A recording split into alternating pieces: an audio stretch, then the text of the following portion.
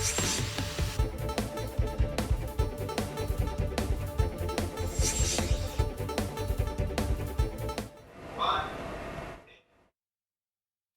में स्वागत आपका। मैं हूं योगेंद्र। आप देख रहे हैं बड़ी खबर, और बड़ी खबर में हम बात करेंगे राजस्थान में हो रहे राइजिंग राजस्थान की। राइजिंग राजस्थान 9 से 11 दिसंबर तक, ज्यादा वक्त नहीं बचा है, तैयारियां पूरी हो चुकी हैं और जयपुर को इस तरह औद्योगिक नगरी बनाने की पूरी कवायद की जा रही है। जयपुर के जेईसीसी सीतापुरा में इसका आयोजन होगा और 11 तारीख को एमएसएमई कॉन्क्लेव कराया जाएगा।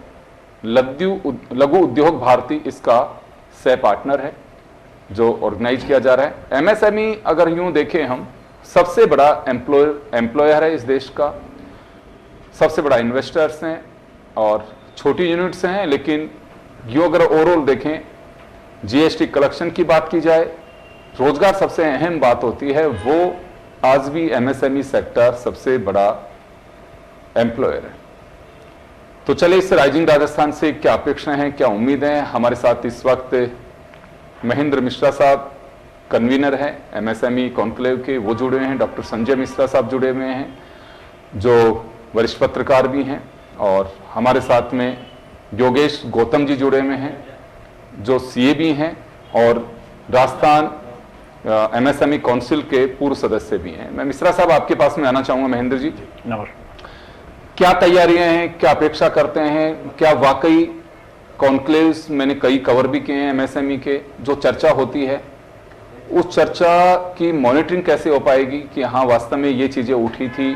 इन्वेस्टमेंट अलग बात है, उसके बाद की जो चीजें होती हैं, लोगों के जहन में एक सवाल होता है कि वास्तव में हमें संरक्षित कौन करेगा। आज भी एमएसएमई के सामने बड़ी चिंता की बात है। टू द फ्रैंक, जो बातें लोग कहते हैं कि हमारे पास में चाहे लोन की बात हो या इंडस्ट्रियल जो यूनिट्स हैं, ऑफिसेज हैं, रिको हो, अगर राजस्थान की बात करें तो ये कुछ सिंगल विंडो क्लियरेंस की बात तो की जाती है, लेकिन आपके सामने भी बातें आएंगी और शायद हो सकता बेहतर आप समझते हो, हर्डल विंडो के रूप में उसे देखा जाता है। तो कुछ ऐसे सॉल्यूशंस पे चर्चा होगी इसमें कॉन्क्लेव में। नमस्कार।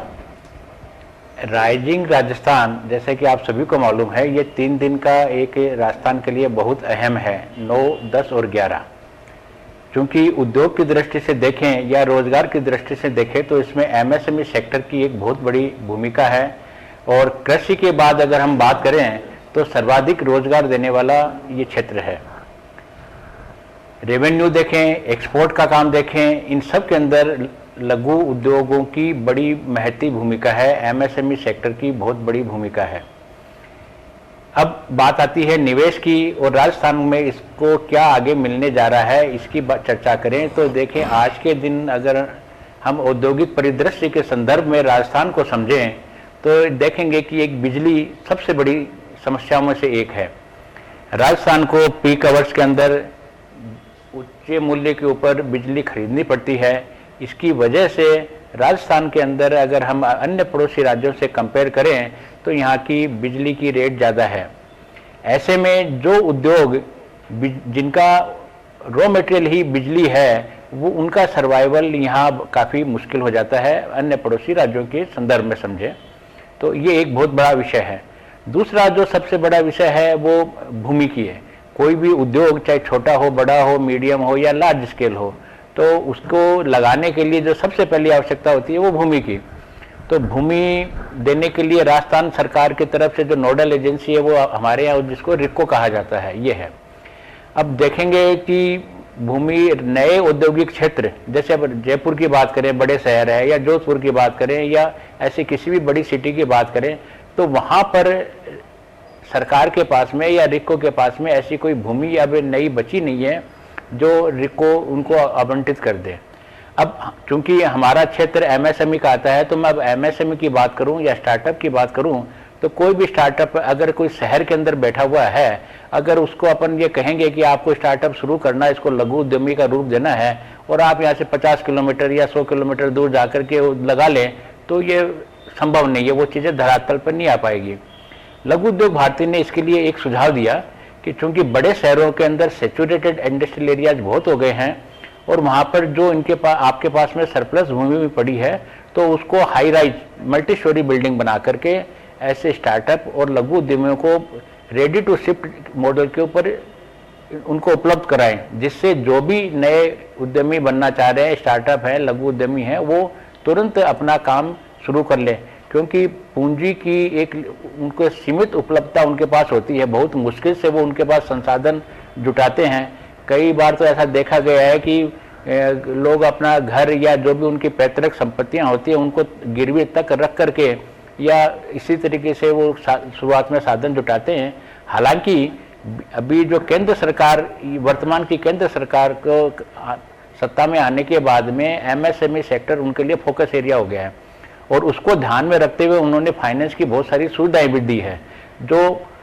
परंतु ऐसी सुविधाओं का लाभ अगर हम समझें कि ये 100% लोगों को या ऐसा चाहने वाले लोगों को मिल जाए, ये प्रैक्टिकल किसी भी कालखंड में नहीं रही है, वो आज भी ऐसी है। क्योंकि ऐसे जो उनके बजट होते हैं वो एक सीमित में होते हैं। दूसरी, योजनाओं की जो जानकारी है वो नीचे या ग्रामीण स्तर तक माने या सभी लोगों तक पहुंच पाना भी अपने आप में एक बहुत बड़ा चैलेंज है। तो लघु उद्योग भारती इन सब में इनकी बड़ी अहम भूमिका होती है। हम लघु उद्योग भारती ने अपने स्तर के पर इन चारों चीज़ों की बातें हैं जो सरकार के समक्ष रखी हैं और उसका कुछ निराकरण की दिशा के अंदर सार्थक चर्चा भी हुई है। और चूंकि राजस्थान सरकार ने ये पहले साल के अंदर इस तरह का इवेंट के आयोजन करके अपने आप को एक चैलेंज के रूप में प्रस्तुत किया है और इससे इनकी सरकार की मंशा का एकदम स्पष्ट सामने दिखती है कि पहले साल में हमने एमओयू कर लिया है, परंतु जैसे पूर्व का कालखंड में देखें हैं तो एमओयू होना और वो इन्वेस्टमेंट को धरातल पे आना, उद्योग लग जाना या उस एमओयू का क्रियान्वयन हो जाना में बहुत रात दिन का अंतर रहता है। पिछली सरकार की अगर हम सक्सेस रेट माने तो ये करीब 14-15% ही थी। अब इन्होंने ये पहले साल में ये किया है। पूर्ववर्ती सरकारें ये बता देती थी कि साहब अब तो हमारी सरकार चलेगी, अगर ये नहीं आया तो इसमें आने वाली सरकार की नीति रही है। जैसा कि आप भी जानते हैं, हमारे यहाँ पिछले काफ़ी वर्षों से ये परिपाटी चलती आ रही है कि 5 साल एक सरकार रहती है और बाद में सरकार बदल जाती है। बदलने के बाद में चूंकि अंतिम वर्ष में जो एमओयू किए जाते हैं उनके क्रियान्वयन की जिम्मेदारी वो आने वाली सरकार पे छोड़ देती है और धरातल पे कुछ होता नहीं है। मेरा जो सवाल था सर, वो कुछ एमएसएमई हर बार ये बात कहते हैं कि उनकी मदद के लिए ही सिंगल विंडो क्लियरेंस बनाया हुआ है और हर गवर्नमेंट उसका नाम भी लेती है, लेकिन वास्तव जब उनका पड़ता है तो उसे हर्डल विंडो कहा जाए तो अतिशयोक्ति नहीं होगी। कुछ ऐसी चीजें हैं कि उन्हें कैसे सेट आउट करें, क्योंकि वो वर्षों से ये मुंह बाएं खड़ी हुई हैं।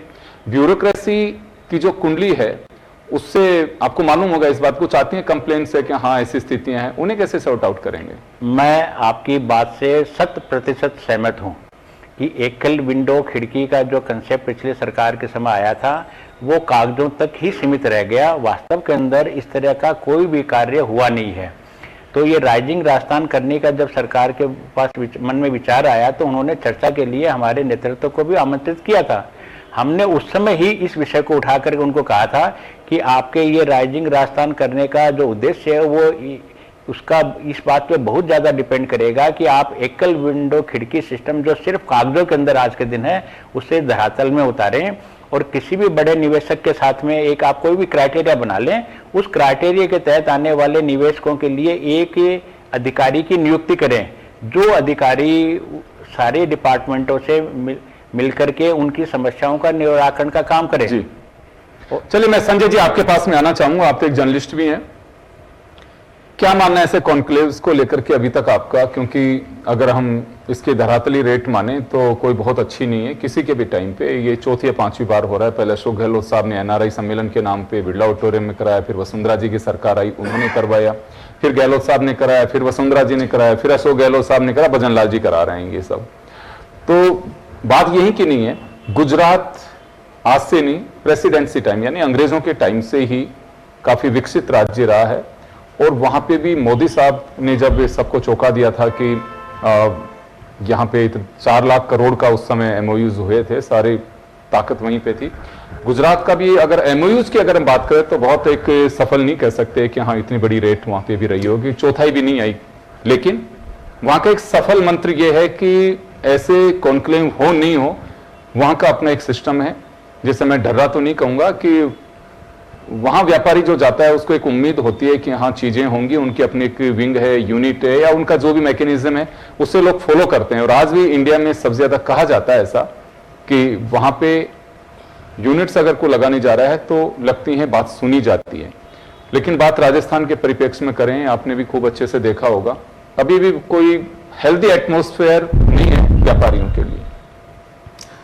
देखिए, ये बहुत ही मौजूद सवाल है। आपने अभी गहलोत साहब का भी जिक्र किया और वसुंधरा जी का भी किया, क्योंकि आपने एमओयूज का एक जो टोटल इन्वेस्टमेंट जो प्रपोजल आए, निवेश प्रस्ताव जिसे हम कहेंगे, उसकी बात की। निश्चित रूप से अभी जो सबसे ज्यादा जो चर्चा है अभी मीडिया के अंदर, वो केवल एक ही पक्ष को लेकर है, और वो है एमओयूज कितना हो रहा है। यानी कि शेयर मार्केट के सेंसेक्स की तरह से और निफ्टी के उसमें ये निफ्टी की तरह से ये कभी आज इतना हुआ, आज इतना हुआ, आज 25 लाख करोड़ हुआ है। तो सर सरकार की तरफ से भी जो हेडलाइन बना के दी जाती है वो यही दी जाती है, मैं तो एमओयू साइन हुए, एमओयूज कितने साइन हुए, ये कोई बहुत बड़ा मैं समझता हूं। ठीक है, इसको अगर आप उपलब्धि भी माने, मैं इसको नकारूंगा नहीं, उपलब्धि भी मान सकते हैं कि कम से कम भी 32 देश इस समिट में आ रहे हैं, जिसमें 16 तो प्रतिभागी देश हैं और 16 ही सहयोगी देश हैं, पार्टनर जिन्हें कहा गया है। तो अपने आप में निश्चित रूप से ये जो यहाँ के मुख्यमंत्री हैं भजनलाल शर्मा, उन्होंने मेहनत तो की है, लेकिन अब उन्हें इस बात को सुनिश्चित करना पड़ेगा कि ये जो 25 से 30 लाख करोड़ के जो एमओयूज हैं उसको धरातल पर कैसे उसको साकार करें। क्योंकि सबसे ज्यादा इसमें जो सवाल ये आ रहा है कि जो 70% जो सोलर इंडस्ट्री में निवेश आ रहा है, राइट सर, तो सोलर में सबसे कम एम्प्लॉयमेंट जनरेशन है। यानी कि आप अगर एम्प्लॉयमेंट जनरेशन की बात करेंगे कि आप कितने लोगों को नौकरी देंगे, नौकरियां वहां पर कम है। तो राजस्थान की जो सबसे बड़ी समस्या थी वो ये थी कि यहां पर विनिर्माण, जो आप इसको हब बनाना चाहते हैं कि यहां पर बड़ी बड़ी कुछ कारखाने आए, तो उससे कुछ भला होगा, रोजगार मिलेगा। राइट। दूसरा जो आपने अभी चर्चा की, गहलोत साहब के समय करीब 11.5 लाख करोड़ रुपए के उसमें निवेश प्रस्ताव आए, वसुंधरा जी के समय करीब 3.5 लाख करोड़ रुपए के निवेश आए, अभी करीब ये सारे रिकॉर्ड टूट गए हैं। तो इस मैं तो ठीक है, लेकिन राजस्थान का नहीं, मुझे लग रहा है देश का रिकॉर्ड टूट गया। हाँ नहीं, अभी चूंकि जो वाइब्रेंट की आप बात कर रहे हैं, तो वाइब्रेंट में देखिए वहां पर उन्होंने एक इकोसिस्टम बनाया है। एक उद्यमी जब उसको सबसे पहले क्या चाहिए, एक जमीन जिस पर वो उद्योग लगाए। अब उसमें कल कारखाने जो मशीनरी जो सेट वो लगाएगा, जो प्लांट मशीनरी लगाएगा, उसके लिए उसे लोन चाहिए। अब होता यह है कि चाइना की आप बात करते हैं, चाइना को आप एक प्रतिस्पर्धा के रूप में देखते हैं, चाइना हमारे से 100 बरस आगे है, क्योंकि वहां पर उद्यमियों को जमीन दे दी जाती है, उससे कोई पैसे लिए नहीं जाते, उसका केवल ब्याज वसूला जाता है, और 15 साल के बाद में उस जमीन की टोटल जो वैल्यू होती है वो वसूली जाती है। तो आप ये देखिए कि एक उद्यमी को एक ईज दी गई है। बिल्कुल, आप केवल ईज ऑफ डूइंग बिजनेस का नारा मत दीजिए, वास्तव में उद्यमियों के साथ में उस तरह का बिहेव करें, माहौल भी दीजिए। सही बात कर रहे हैं आप जी। चलिए गौतम साहब, मैं आपके पास में आना चाहूंगा। आपका एक लंबा एक्सपीरियंस है, आप तो सरकारी सिस्टम से जुड़े भी रहे हैं। क्या एक्सपीरियंस आपका? एक्सपीरियंस देखिए, मैं एक बात जरूर इससे सरकार के लिए कहना चाहूंगा कि हमारे कॉन्क्लेव जब भी हुए सरकार के लास्ट के साल में, 1-1.5 साल बचा, तब एक पॉजिटिव बात ये कही जा सकती है कि अगर देखिए अभी सरकार की इच्छा शक्ति पर डिपेंड करेगा कि बिगनिंग में क्या है, 1 साल पूरा होने पर कर रहे हैं या 1 साल भी पूरा नहीं हो पा रहा है, 1 साल हो रहा है बस, उस दौरान कर रहे हैं, तो इससे व्यापारी में एक उम्मीद है कि 4 साल का जो समय मिलेगा उसमें मॉनिटरिंग की जा सकती है। तो दिक्कत कहां आती है? कभी किसी ने पूछने की कोशिश की कि आप एमओयू करके जाते हो, वापस क्यों नहीं लौटते हो?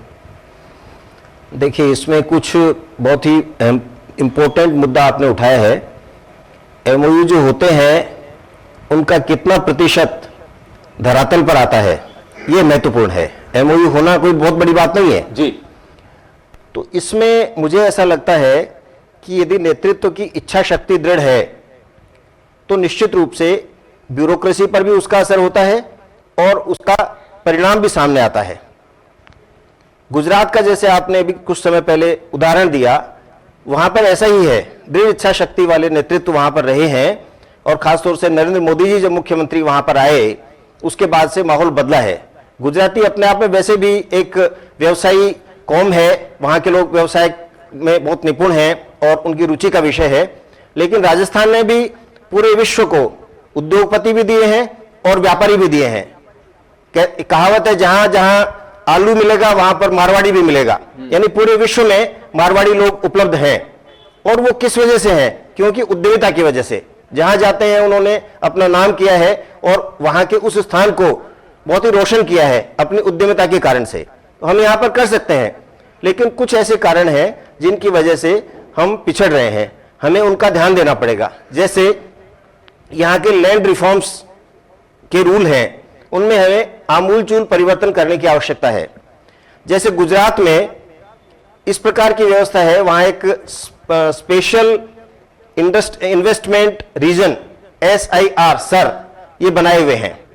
वो लोग अपने उद्योगों की प्रदूषण किस प्रकार के, कौन कौन से उद्योग कितना प्रदूषण करते हैं, उनकी कौन सी कैटेगरी है, उसके आधार पर उन्होंने रीजन सिलेक्ट कर रखे हैं। और उस सिलेक्ट में, उस रीजन में उस प्रकार के उद्योग के लिए यदि कोई व्यक्ति भूमि खरीदता है तो भूमि खरीदा और उसका कन्वर्जन में बहुत न्यूनतम औपचारिकताएं हैं, कन्वर्जन आसानी से हो जाता है। और उसके अलावा सरकार यह भी ध्यान करती है कि विद्युत की सप्लाई प्रॉपरली वहां पर हो रही है, कनेक्टिविटी प्रॉपर है वहां पर, इन सब चीजों का सरकार ध्यान देती है। 10 KLD प्रतिदिन पानी नीचे से भूतल से हम निकाल सकते हैं, यह देश का हमारा कानून है। लेकिन उससे ज्यादा यदि जल का दोहन करना हो तो वहां जो नहर है, वहां के तालाब है, नदियां हैं, वहां से लेने की सरकार अनुमति देती है। तो ये जो इकोसिस्टम की बात संजय मिश्रा जी ने की, वो वहां पर बहुत अच्छा है। और इकोसिस्टम के कारण से वहां लोग जाते हैं और वो क्षेत्र उद्यमियों को आकर्षित करता है। हमारे यहां पर सूर्यदेव की असीम कृपा है, उसके कारण से सोलर एनर्जी के और बहुत बड़े स्कोप है। मिश्रा जी ने जैसे जिक्र किया कि ऊर्जा की बहुत प्रॉब्लम है, महंगी दर पर हमको बिजली खरीदनी पड़ती है।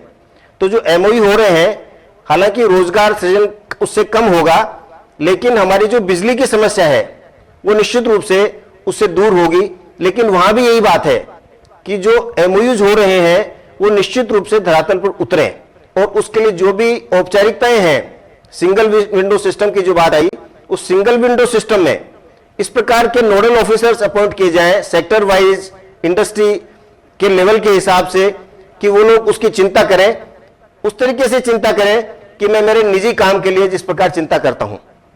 यदि इस प्रकार का इकोसिस्टम बन सका और इस प्रकार की चिंता हमारी ब्यूरोक्रेसी में आ गई, विभागों में आ गई, तो निश्चित रूप से भूमि की हमारे पास कोई कमी नहीं है, बहुत भूमि है। पूरे देश का सबसे बड़ा भूगोलिक क्षेत्रफल वाला हमारा प्रदेश है, सूर्यदेव की कृपा है। और हम ये इस सरकारें, केंद्र सरकार और राज्य सरकार इस चीज के लिए प्रयासरत है कि नदियों को जोड़ने का जो अटल जी का स्वप्न था, उसकी दिशा में भी कुछ कदम आगे बढ़ाने का प्रयास कर रही हैं। तो जल की कमी नहीं रहे, विद्युत की आपूर्ति हो, कनेक्टिविटी की स्थिति है वो अटल जी के समय से ही निश्चित रूप से बहुत आगे बढ़ी है, गांव-गांव जुड़े हैं, तो वो सारी चीजें भी हो रही हैं। जी चलिए, मैं वापस लौटूंगा आपके जी। पास में। महेंद्र मिश्र साहब का रुख मैं करना चाह रहा हूं। जी। सर समय कम है, आप सभी से गुजारिश है 1-1 मिनट में अपनी बात पूरी करें। अभी तैयारी को लेकर के मैं बात करना चाहूंगा, क्या रेस्पॉन्स है कॉन्क्लेव को लेकर? जी देखिए, राजस्थान सरकार ने जो लक्ष्य रखा था कि MSME कॉन्क्लेव में 4000 के करीब पूरे राजस्थान से उद्यमी आ जाएं, जी आपको अच्छा लगेगा यह जानकर कि हमने जो रजिस्ट्रेशन है, हमारे पास 18,500 रजिस्ट्रेशन होने के बाद में पिछले 7 दिन से हमने रजिस्ट्रेशन रोकने पड़े हैं। तो इस मायने में तो मैं कहूँगा कि लघु उद्योग भारती का जिस तरह से व्याप है, उससे हमने राजस्थान सरकार की अपेक्षा से ज़्यादा इस तरह का काम करके दिखा दिया है। जी, तो तैयारी क्या, कितने सेशन रहेंगे इसमें? केवल एक सेशन रहेगा? कौन लोग इसमें रहेंगे मौजूद? क्या व्यापारियों से सवाल जवाब भी होंगे? किस तरह से रहेगा ये? नहीं, मैं आपको बता दूं कि ये तीसरे दिन का अंतिम और समापन सेशन रहेगा। जी, पहले लघु उद्योगों के बारे में कुछ चलचित्र के माध्यम से, जो वीडियो के माध्यम से कुछ बताया जाएगा। इसके बाद में एक पैनल डिस्कशन है जिसमें MSME से जुड़े हुए लोग ही उसके अंदर पैनल में रहेंगे। ये राष्ट्रीय स्तर के पैनलिस्ट इस तरह वहाँ पर आएंगे, और उसकी जो थीम भी रखी है वो इस तरह की है कि वो लगभग वहाँ आने वाले, चाहे वो IT सेक्टर का है, मैन्युफैक्चरिंग सेक्टर का है, या माइनिंग का सेक्टर का है, या सोलर के सेक्टर का है, उन सभी के विषयों को उन पैनलिस्ट के माध्यम से कवर किया जाएगा। इसके बाद में जो लघु उद्यमियों का जो संगम है और जो MSME कॉन्क्लेव है, वो समापन सत्र है, जिसके अंदर माननीय मुख्यमंत्री जी रहेंगे और जो और भी लोग वक्ता रहेंगे। इस तरह के उस दिन का कार्यक्रम लंच तक का ही कार्यक्रम है और सुबह 9 बजे से कार्यक्रम शुरू होने वाला है। संजय जी, आपके पास में आना चाहूंगा मैं। क्या लगता है आपको एज ए जर्नलिस्ट कि एटलीस्ट इन चीजों को कॉन्क्लेव में जरूर फोकस किया जाना चाहिए? देखिए, ये बहुत ही एक साफ तौर पे कहा जा सकता है कि जो सामान्य तौर पर एक उद्यमी को आने वाली जो समस्याएं हैं उसको एड्रेस नहीं किया गया। अब वो जो नेग्लिजेंसी है, वो नेग्लिजेंसी बरती गई है ब्यूरोक्रेसी की तरफ से। तो सरकार किसी की भी हो, मैं कोई भाजपा या कोई कांग्रेस की बात नहीं करूंगा, जवाबदेही तय होनी चाहिए। हाँ, वो जवाबदेही सुनिश्चित करें। और आपने अभी मिश्रा जी ने एक बात कही थी, मैं उसी को इस रूप में कहूंगा कि राजस्थान में ठीक है, हर 5 साल में सरकार बदलती है, तो कोई भी व्यक्ति, कोई भी उद्यमी अपना 150 करोड़, 500 करोड़, 1000 करोड़ जब इन्वेस्ट करेगा, तो उसकी गारंटी कौन लेगा कि आपकी नीतियां बदल जाएगी, तो उसका क्या होगा उसका निवेश? बिल्कुल सही कह रहे हैं। ये एक सुनिश्चित किया जाना चाहिए। देखिए, व्यापारी है वो चेहरा देख के नहीं आता है, वो पॉलिसी देख करके आता है। और एटलीस्ट किसी भी वो सरकार रहे जाए, कंटिन्यू करे, वो मैटर नहीं रखता, लेकिन एक व्यापारी को ये भरोसा जरूर दिलाया जाना चाहिए कि मेरा व्यवसाय सुरक्षित है क्योंकि मैं ईमानदारी से काम कर रहा हूं, टैक्स दे रहा हूं, वहां के लोगों को रोजगार दे रहा हूं। और निश्चित रूप से डायरेक्ट इनडायरेक्ट एक बहुत बड़ा एम्प्लॉयर के रूप में होता है। कोई भी एमएसएमई यूनिट लगती है तो उसके हितों पे कुठाराघात नहीं होना चाहिए और ब्यूरोक्रेसी को भी समझना चाहिए, समझना होगा। सरकार बिल्कुल रिपोर्ट ले, क्योंकि बहुत सारी चीजें उद्योग भवन बिल्कुल जन टीवी के सामने मैं व्यापारियों को देखता हूं कि आते हैं सुबह से शाम तक घूम के चले जाते हैं। छोटे छोटे से बाबू के पास में फाइल है, वो ये नहीं देखते हैं कि इसका कितना कीमती समय है, कि क्यों आया है, जिस काम को बहुत ही सहजता के साथ में लेते हैं। आई थिंक ये एक जो बिल्कुल यहाँ पे एक प्रोफेशनल जो लोग होना चाहिए, या अगर आपके बाबू से लेके अधिकारी को उस तरह के प्रोफेशन में ढालना होगा। आप विदेश यात्राएं कराएं नहीं कराएं कोई फर्क नहीं पड़ता है, लेकिन वो एथिक्स जरूर उनके अंदर पैदा किए जाने चाहिए कि व्यापारियों के साथ बैठाएं कि आपकी क्या समस्या है, किस तरह से उनके साथ में बिहेव करना चाहिए, जिसका बहुत बड़ा अभाव है। मुझे लगता है इस पे जरूर गौर किया जाना चाहिए, चर्चा होनी चाहिए, तभी राइज हो पाएगा। मैं गौतम साहब आपके पास में आना चाहूंगा, समय कम है, आपका तो एक बड़ा एक्सपीरियंस रहा है सर। पहले की कड़वी बातें होंगी, कुछ खट्टी बातें होंगी। मैंने पहले भी कहा कि भजन लाल पहले साल में करा रहे हैं, एक पॉजिटिव रुख है, ये एक बहुत बड़ा मैसेज है ये। लेकिन किन चीजों पे गौर करने की आवश्यकता है जो वास्तव में व्यापारी का एक भरोसा जीता जा सके? देखिए, अनुभव की आपने बात की, मैं पिछली वसुंधरा सरकार में Rajasthan small and micro industries facilitation council का सदस्य था। ये एक जुडिशियल बॉडी टाइप होती है। तो इसमें जब ये बॉडी बनी थी, उसके पहले हजारों पेंडिंग केसेस थे क्रेडिट पेंडेंसी के।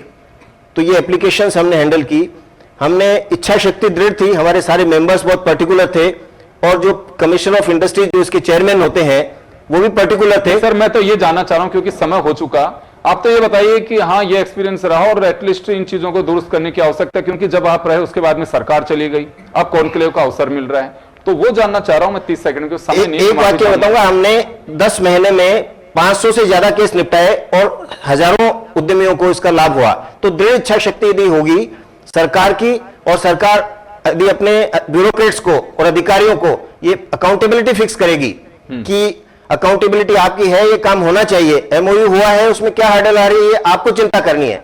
यदि ये अकाउंटेबिलिटी फिक्स हो गई तो निश्चित रूप से ये सफल होगी और इसका परिणाम निकलेगा। बिल्कुल, मैं आपकी बात से सहमत हूं। और जैसे मिश्रा साहब आप सभी ने कहा कि राजस्थान के डीएनए में है व्यापार, यहाँ के लोग कहीं पे भी भेज दीजिए, अवसर मिलेगा तो निश्चित रूप से उसको भुनाएंगे, पूरी निष्ठा के साथ में काम करेंगे। और अगर कोई व्यापारी फलता फूलता है तो ये मत सोच के चलिए कि अच्छा ये तो माल लूट के नहीं जा रहा है, आपके यहाँ दे के जा रहा है, वो टैक्स भी दे रहा है, आपके लोगों को रोजगार भी दे रहा है। सरकारों के पास में अब कहने को सरकारी रोजगार नाम की चीज नहीं है, सिर्फ ये कहते हैं कि रोजगार के अवसर देंगे। वो अवसर तभी होंगे जब आपके एमएसएमई बैठे लोग मजबूत होंगे। अगर उसको चिंता खुद की होगी, अपने व्यापार की होगी, तो तय मान के चलिए आपकी कोई चिंता नहीं करेगा। वो चिंता तभी करेगा जब वो उसकी भी जेब ठीक से चलेगी, उसको 2 वक्त की रोटी मिलेगी, उसका विजन और मिशन है वो सफल होता दिखाई देगा। अदरवाइज कोई फर्क नहीं पड़ेगा, दूसरे राज्य उसको बुला लेंगे, यहां से चला जाएगा। घाटा भी सहन करने की ताकत होती है व्यापारी में, और मुनाफा भी सहन करने की जो होती है उसे पीने की वो भी ताकत होती है। तो ये तय माना जाना चाहिए कि जब तक की बात आ रही है ब्यूरोक्रेसी को ये समझना होगा कि वाकई, और ये सरकार समझाए, सरकार की मॉनिटरिंग हो, तभी मुझे लगता है कि राइजिंग राजस्थान समिट सफल होगा। अदरवाइज पहले की तरह रहेगा तो कोई फर्क नहीं पड़ेगा कि सरकार लास्ट साल में कराए चाहे पहले साल में कराए, ढर्रा तो वही रहना है। ये मैसेज बहुत बड़ा जाएगा। अगर ये सफल नहीं होता है तो सफलता आप पे खुद पे डिपेंड करेगी, आप कैसे मॉनिटरिंग करते हैं। डे बाय डे एक सेल बनाइए, चाहे जैसे गौतम साहब कह रहे हैं कि पहले कोई काउंसिल बनी हुई थी, ऐसे कोई भी आप एक बॉडी फॉर्म करें जिसके जरिए व्यापारी की बात को सुना जा सके और उसका निस्तार। गलत काम बिल्कुल मत करिए, लेकिन वाकई जो जेन्युइन प्रॉब्लम है उसको तो सॉर्ट आउट सरकार को ही करना होगा। आप सभी का बहुत बहुत शुक्रिया। बड़ी खबर में इतना ही, दीजिए इजाजत, नमस्कार।